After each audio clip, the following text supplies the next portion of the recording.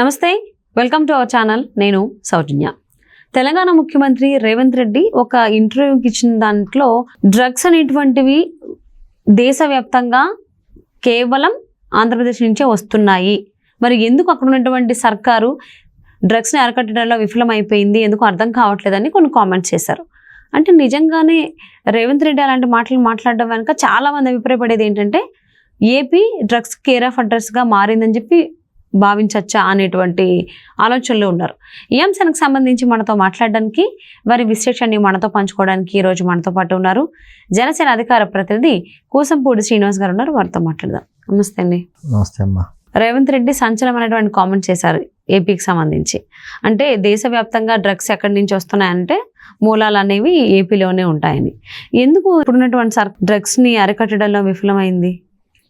ఒకటమ్మా, ఆయన మాట్లాడిన మాట వాస్తవం, మనందరం కూడా సిగ్గుపడాల్సిన అంశం కూడా. ఎందుకంటే ఆంధ్రప్రదేశ్ అంటే వరి ఉత్పత్తికి, వరి ఎగుమతులకి అన్నపూర్ణగా భావించేటువంటి రాష్ట్రం, లేకపోతే ఆక్వాకల్చర్కి ఎంతో అద్భుతమైనటువంటి రాష్ట్రం. ప్రపంచంలో మీరు ఐటీ ఇండస్ట్రీస్లో కావచ్చు, ఎక్కడ చూడవచ్చు, ఒక టాప్ పొజిషన్స్లో ఉన్న వాళ్ళు కూడా ఆంధ్ర వాళ్ళు ఉంటారనేటువంటి భావన కూడా ఉంది. అంటే తెలుగువారు, ఆంధ్ర వాళ్ళు అంటే తెలుగువారు.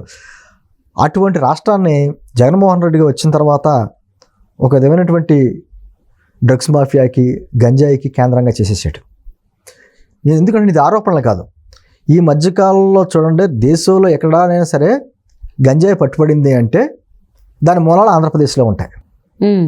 ఇదే మాట రేవంత్ రెడ్డి గారు ఒక ఛానల్కి ఇచ్చే ఇంటర్వ్యూలో హైదరాబాద్కి సంబంధించి, హైదరాబాద్లో ఈ మధ్యకాలంలోనే డ్రగ్స్ అవి దొరుకుతున్నాయి కదా, దాన్ని మీరు ఎలా కంట్రోల్ చేస్తున్నారో ఏంటి అనేటువంటి ప్రశ్నకి సమాధానంగా ఏం చెప్పంటే, మేము డ్రగ్స్ మీద ఉక్కుపాదం వేస్తున్నాం.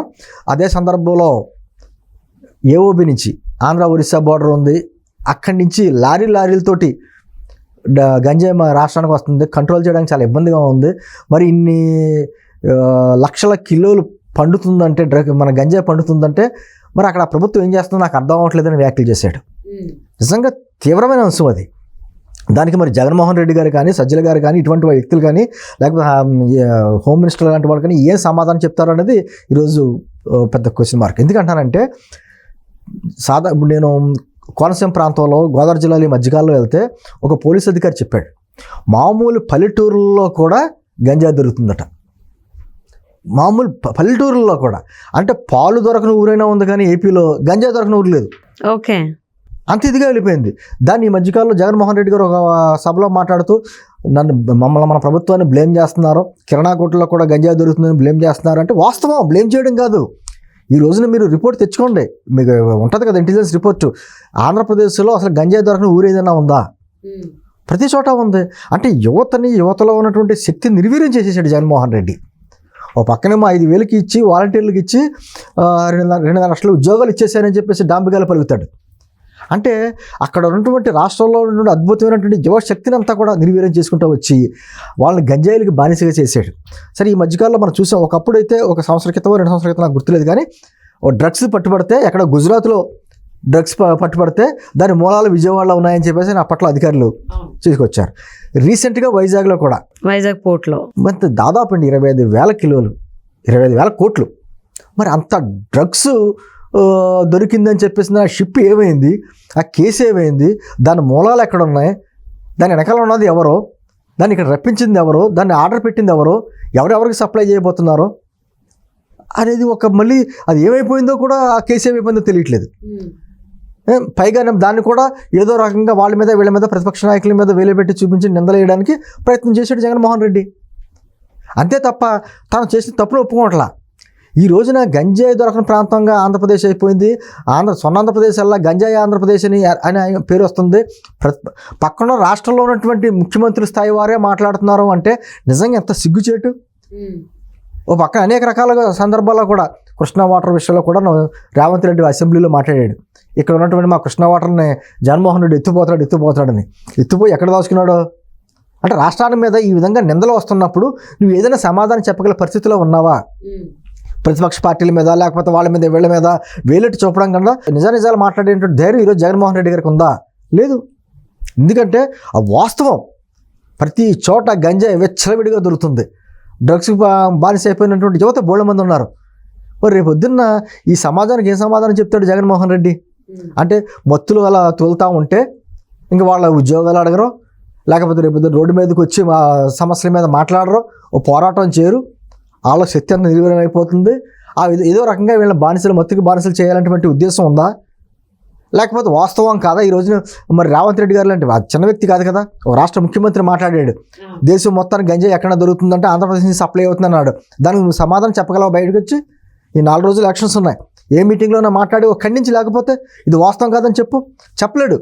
ఎందుకంటే కొంతమంది పోలీస్ అధికారులు కూడా సెంట్రల్ ఇచ్చిన కొన్ని రిపోర్టుల్లో కూడా ఎక్కువగా గంజాయి ఇక్కడి నుంచి వస్తుంది అనేటువంటి రిపోర్ట్లు గణాంకాలతో సహా ఇచ్చినాయి. మరి ఏం సమాధానం చెప్పగలడు?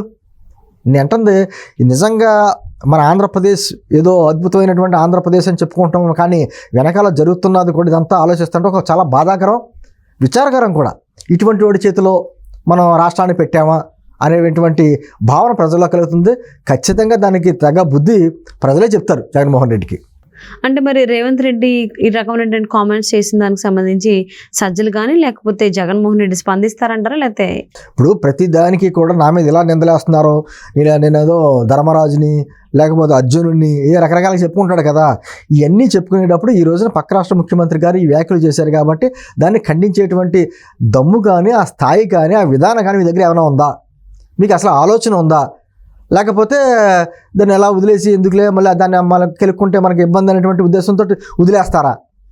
మరి చెప్పాలి కదా. ప్రతి దానికి కౌంటర్ ఇస్తున్నారు కదా తెలంగాణ ప్రభుత్వం. కాదు, తెలంగాణ ప్రభుత్వం అనేక విషయాల్లో గతంలో కూడా, ఇప్పుడే కదండి, గతంలో కేసీఆర్ గవర్నమెంట్లో కూడా ఆంధ్రప్రదేశ్ గురించి అనేక విషయాల్లో హేళనగా మాట్లాడారు. ఏ రోజు ఖండించిన పాపాన పోలేదు. మరి ఈ రోజున ఇది అపవాదనే కదా, వాస్తవం అని చెప్పారైనా, కానీ అది వాస్తవం కాదనేటువంటి విషయం ఈ రోజున జగన్మోహన్ రెడ్డి గారు చెప్పాలి. లేకపోతే జగన్మోహన్ రెడ్డి గారి తరఫున ప్రతి దానికి ముందు వచ్చేసేటువంటి సకల శాఖ మంత్రి సజ్జలైనా బయటకు వచ్చి చెప్పాలి.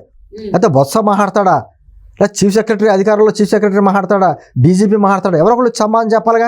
హెల్త్ మినిస్టర్, హోమ్ మినిస్టర్ పేర్లు కూడా మీరు చెప్పండి, టక్కులు అడుగుతాను. హెల్త్ మినిస్టర్ ఎవరో, హోమ్ మినిస్టర్ ఎవరో అంటే వాళ్ళే మర్చిపోయారు, మనం గుర్తు చేయాలి. హెల్త్ అయితే రజనీ కదా, ఐటీ చదివినావిడ, ఐటీలో వాళ్ళ శాఖలు ఏంటో వాళ్ళ బాధ్యతలు ఏంటో వాళ్ళకి తెలియదు. ఇప్పుడు అన్నిటికీ సకల శాఖ మంత్రి సజ్జల. అవును, ప్రభుత్వానికి సలహాలు ఇవ్వాల్సింది మానేసి బయటకు వచ్చి ప్రజలకైనా ప్రతిపక్షాలకు సలహాలు ఇస్తూ ఉంటాడు. ఆయనైనా పని ప్రెస్ మీట్ పెట్టాలి, దీన్ని ఖండించాలి. ఖండించేటువంటి ఏదో మాటలు చెప్పడం కాదు. ఇదిగో మాకంటే పక్క రాష్ట్రాల్లో పలానా రాష్ట్రంలో గంజాయి ఎక్కువ ఉత్పత్తి అవుతుంది, లేకపోతే పలానా చోట అవుతుంది, లేకపోతే నేషనల్ క్రైమ్ రిపోర్ట్ ఇస్తుంది, గణాంకాలు ఇస్తారు. ఆ రిపోర్ట్ ప్రకారం ఆ గణాంకాలతో సహా చెప్పి మా మీద ఉన్నటువంటి తప్పు ఆరోపణ చేస్తారంటే మాట ఖండించాలి. ఆ ఖండించేటువంటి అవకాశం లేదు, ఆలోచన లేదు, వాళ్ళకి ఆ విధమైనటువంటి స్థాయి కూడా లేదు ఇంకా. సో మరి తెలంగాణ ముఖ్యమంత్రి రేవంత్ రెడ్డి అన్నారు, డ్రగ్స్కి అలాగే గంజాయికి ఏపీ కేర్ ఆఫ్ అడ్రస్గా అయిపోయింది అనేసి. మరి అట్లీస్ట్ రాబోయేటువంటి రోజుల్లో అధికార మార్పిడి జరిగిన తర్వాత అయినా అదంతా కూడా తగ్గుముఖం పట్టాలని ఆశిద్దామండి. Thank you so much.